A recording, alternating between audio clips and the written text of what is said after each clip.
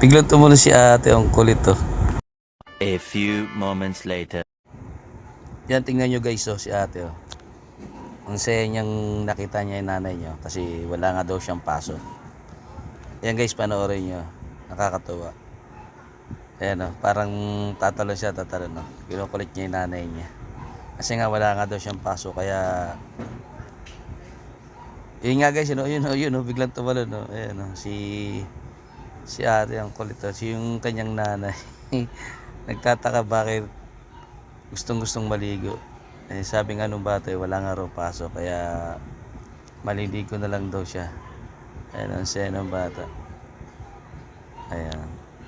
Nagtataka yung nanay yung bag niya. Yung pala yung bag daw, wala na palang laman, wala nang gamit.